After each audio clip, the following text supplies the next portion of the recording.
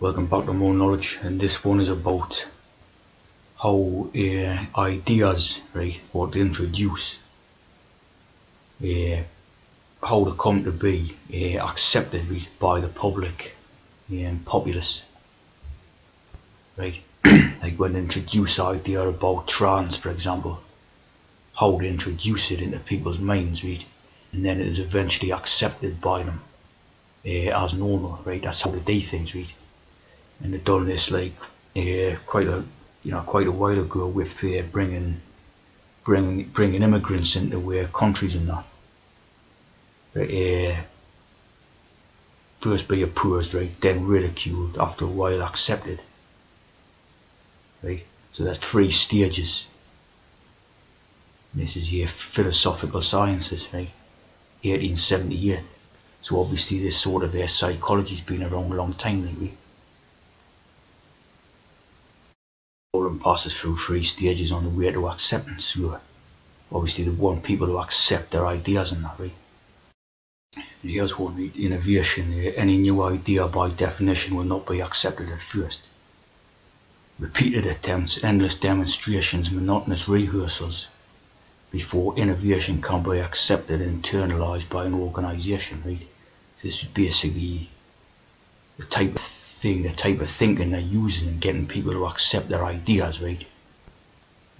Obviously using the media stuff mainly, and also the hex in reality when they branch off into reality using agents and that. Right? So when they're introducing the new ideas, right, through the media and all that, they're rejected at first, or seem to be rejected, right? So they play it out through the media screens and all that, right? Yeah, I see 9 rejected ideas for every idea that works, right? So the idea of rejecting things first of all is an important idea on the way to acceptance, right? In this instance, by the population, by the people, right? Getting them to accept an idea, right? Like for example, immigration or trans or uh, things like that. And so this really applies to the MP's idea and the sort of idea of the Big Brother Orwellian government type of idea, what they're trying to create at the moment, really. Because this has always been going on for a long, long time. Sleaze scandals and different political standards. As you can see, with the Nine, see, again, associated with this, because as we know, the Nine is basically the end type of thing, and coded number, like. So all these type of scandals, say, Noah Robinson thing, the Six, and all different type of scandals to deal with, like brown envelopes full of money, like Jeffrey Archer, and what I call Christine Hamilton and all that stuff, right? Of false accounting charges, see, they always like to put this idea that the MPs, right, are basically corrupt and they're crooked and all this, because they put that idea in, right? It's a repulsive idea, right? It repulses people and all this. But eventually, right, what they want people to accept is the fact that, oh yes, all these MPs are crooks and corrupt. But that's just the way it is, we have to accept that. And that's what they want people to accept, see. Of course, it's been going on a long time. And basically, it's already like that, just as good as like it's already like that. People accept MPs are crooks. But there's no one can do with it, they just are crooks. See? Like that there, see. Introduce these type of repellent ideas, right? On the way to getting them to be accepted, right? And obviously that ties in with the Orwellian theory type of thing, big brother government or something. You know what I mean? Where they want you to feel totally powerless against the government and things like that. They can do whatever they want and all this thing is no you can do. That's what they're trying to create mentally as an idea in people's minds, see? So they always do these scandal stuff and all that. That's that Hamilton one who, was meant to take cash for questions or something, brown envelopes full of money and all this, see what I mean? So they've been doing it for a long time. Of course, there's a 666 idea. So it's like, you know what I mean? They've always used it like. The latest one we've got to be doing like this year, Boris Johnson. Partygate. Right? They're introducing, actually he had introducing the criminal idea, see?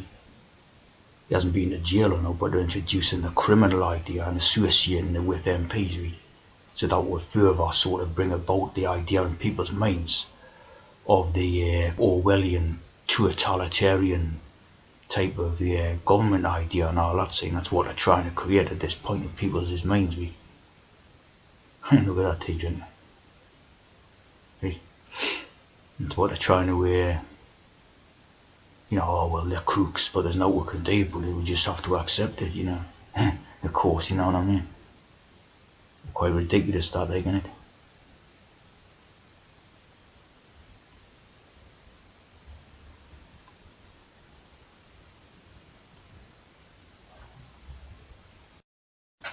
And you have the sort of idea about trans, right?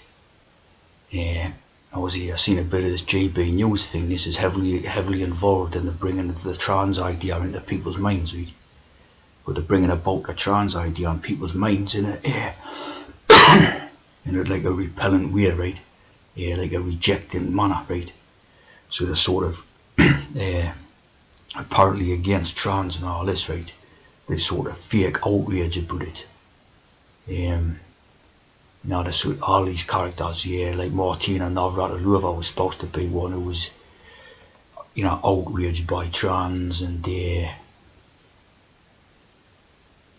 think this one's on the side of it.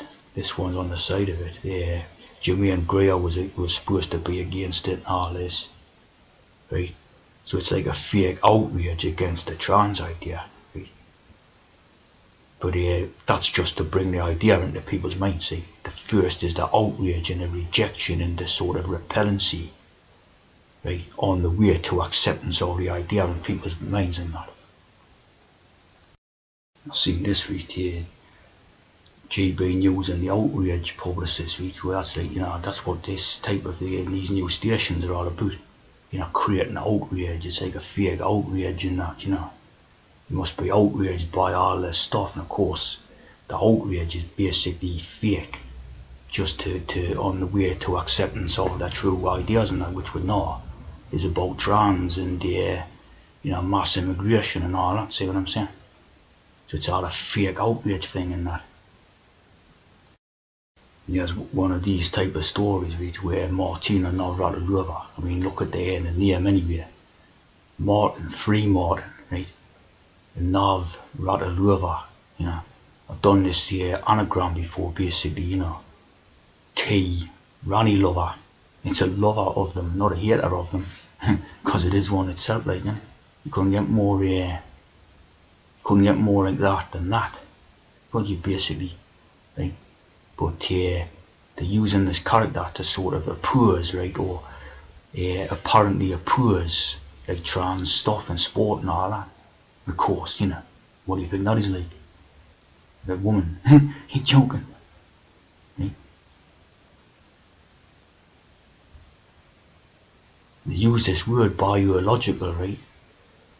There must be a code in it, right? Bi, remember, is dual, right? Dual, right? So it's another code, biological. Logical is thinking and all this, so it's dual thinking. Again, it's coded, right?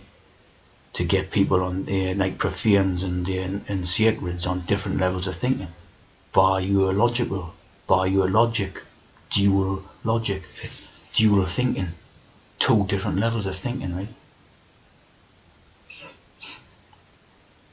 So all doing it basically all getting in on this type of idea and all that because you know what I mean, they're introducing it totally into people's minds. Of course they're all that way themselves, like.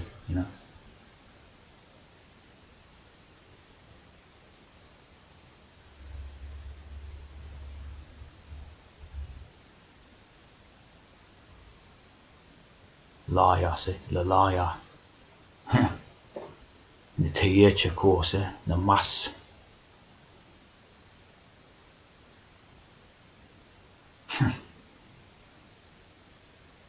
It's all blatant hypocrisy in it. See?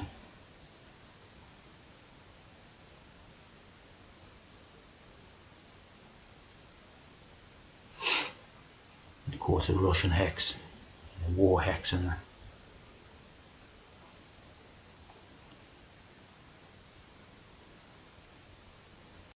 the video screen, right, in the 1984. And it's interesting how they got a black and white hand there on the sign, right?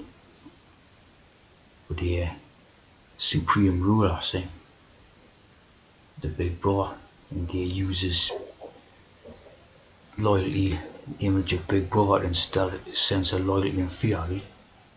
Because that's what they want, see, they want loyalty or fear of the people in that, see, using video screens, basically, like, anything mainly in that.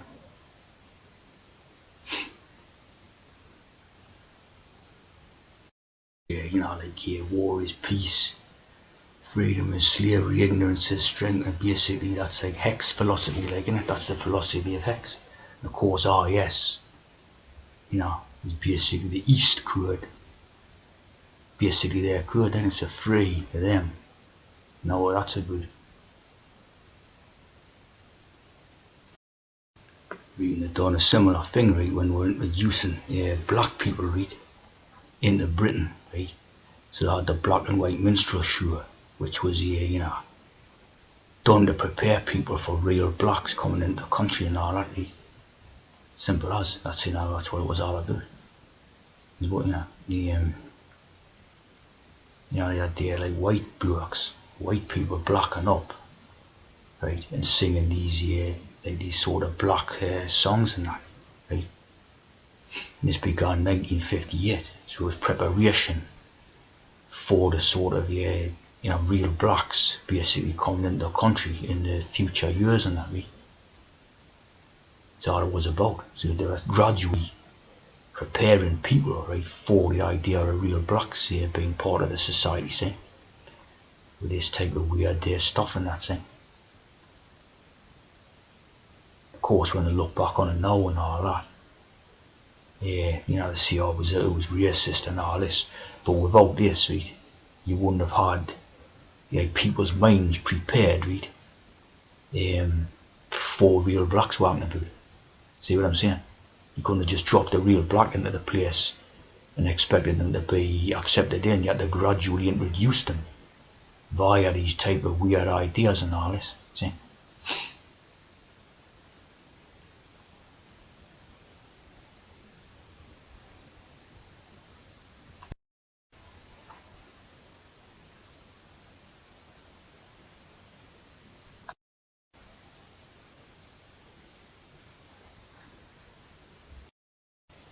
As you can see, what they used to do was drop in the occasional real black performer, see, on the show. So drop the occasional real one in, see, so preparing the people's minds for it, like, you know what I mean? Yes, the producer of the show, right, was George Inn's Room at the Inn. Of course, this stuff has its origins with the royal family, like, doesn't it? You know, them used to put them on and that, so it's all their thing, see. As is the whole television, really, all the television channels belong to the royals, like, it's all propaganda, see. I mean, I couldn't get much more Masonic, like, could it? Yeah. With a weird position the ties, 3 sevens or 3 T's, No, totally on purpose, like, and dealing 7 there with a finger.